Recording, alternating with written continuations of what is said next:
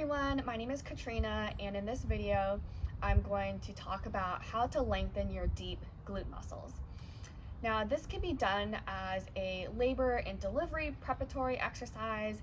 It can be done if you're struggling with sciatica or having deep butt pain, or if you're having difficulty activating the front of your pelvic floor because you are kind of gripping more into your back, whether it's your glutes or more of your anal muscles. So again, this video is all about how to lengthen the glutes. And this can be really for anyone. So whether you are pregnant or postpartum, or neither of those, this video can be really helpful for you. So here I have my pelvic model.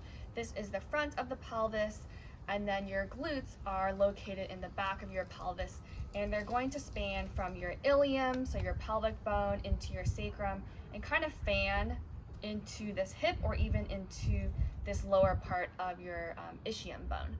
So they kind of span like this.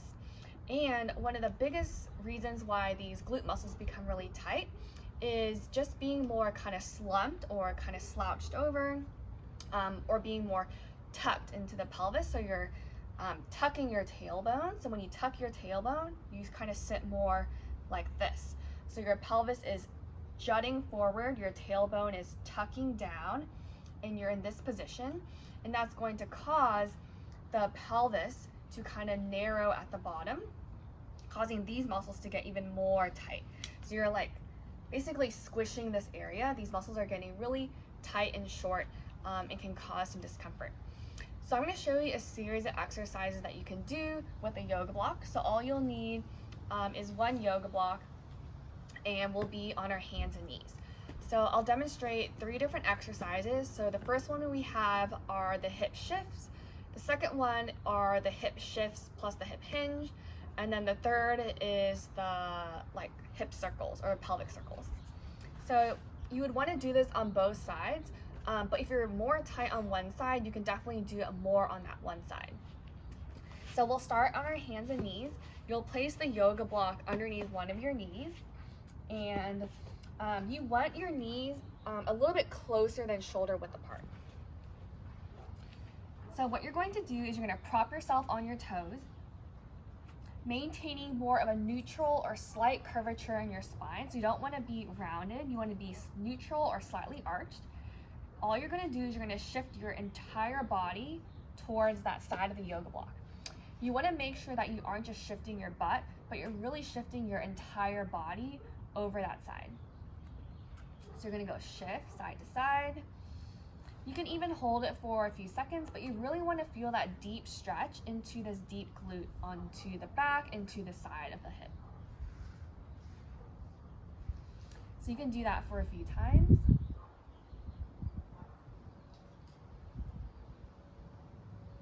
The other one are the hip hinges. So you're going to shift to the side and then you're going to hinge back.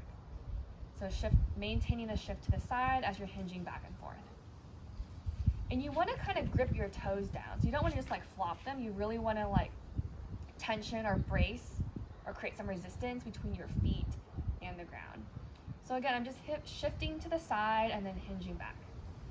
And again, just feeling that nice deep stretch in the glute. So what you're really doing is you're opening up your deep glute muscles, which can't really be released with a typical piriformis stretch or a figure 4 stretch. The next one are the hip circles. So you're going to really shift to the side, circle back, and then come to the other side. Shift, back, circle.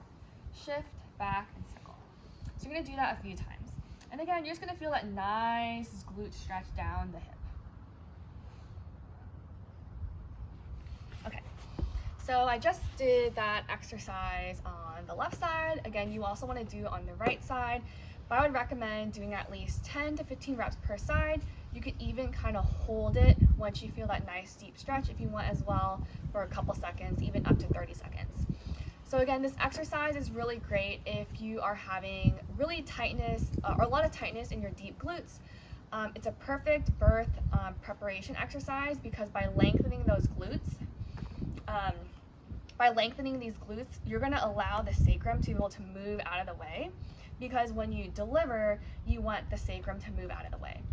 If the glutes are so tight, it's going to really anchor everything together and the pelvis isn't going to move. But by releasing those deep glutes, again, it just allows more space for baby's head to come out. So a wonderful exercise to prepare for birth. Again, a really great one if you're having tailbone pain, sciatica, deep butt pain. So I hope this video was helpful. Let me know what you think, and I hope you try out these exercises.